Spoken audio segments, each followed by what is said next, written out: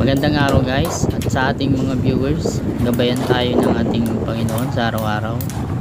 Yan guys, bali ngayong araw ay gagawin namin yung linya ng electrical dito sa taas, sa roof deck, para magkaroon ng ilaw sa gabi. Yan. Bali ang ginawa ko dito, nilagay ko sa wall yung mga ilaw para mas maliwanag siya, mas siya tago tingnan. Kasi pag sa ibabaw, yung ilaw niya hindi masyadong maliwanag, ang iba tapon sa labas, tapon sa taas. Hindi kagaya pag nasa wall lang siya sa loob, yung bato ng ilaw niya malawak yung tiktikin mo na lang tiktikan na lang.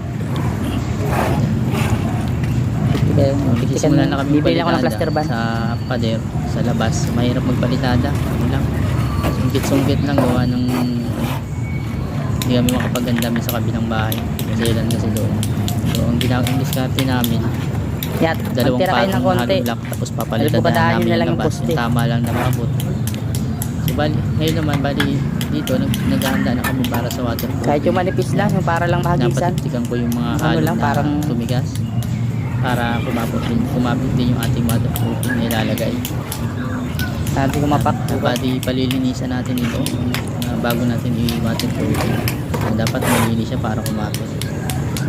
Tatanggalin namin yung lahat ng mga nakadikit na halo.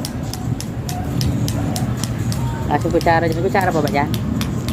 So, bali mga 3 patong ito waterproof. Slab yan, wala pa siyang topping. So bali ang gagawin namin yan, waterproof namin ng 3 pahig.